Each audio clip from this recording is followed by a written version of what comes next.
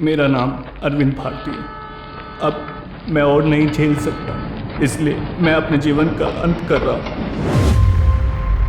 There is genuine and justified anger at the ghastly crime of gang rape in Delhi.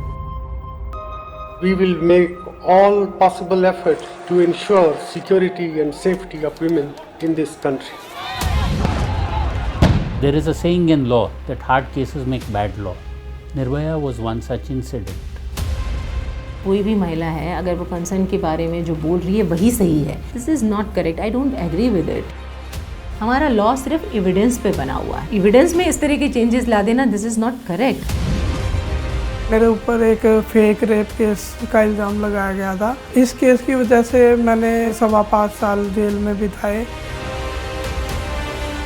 योजना चला दी, बेटी बचाओ बेटी पढ़ाओ की है। अब अगर बेटी के लिए सब कुछ किया जा रहा है तो बेटों के लिए तो कुछ करना चाहिए। यहाँ मतलब खाली एक बेटी से ही देश आगे चलेगा। जब मुझ पर दुष्कर्म का मुकदमा दर्ज हुआ तो वो सारे अखबारों ने प्रोमिनेंटली फ्रंट पेज पे मेरे फोटो सही छाप दिया। जब यह खत्म हुआ तो किसी ने छापा, किसी ने नहीं छापा। 3.5 साल हम सफ़र करते रहे और ये कहते हुए कि हमने ये क्राइम नहीं किया है। लड़की ने ऐसे ही अपनी मीठी बातों से साजिश का एक जाल। फर्जी रेप केस में लोगों को फंसाने का एक black. There are many more false rape cases. Extortion need not be just by showing a gun or shooting somebody or threatening somebody. The false allegations of 376 were their weapon in this case.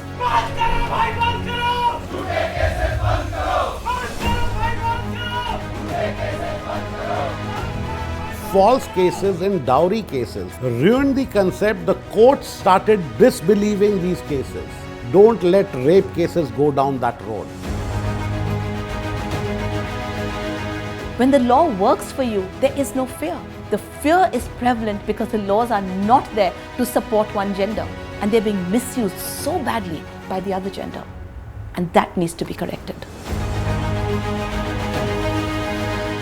In a quest for making this country safe for women, we cannot make it unsafe for men to live in.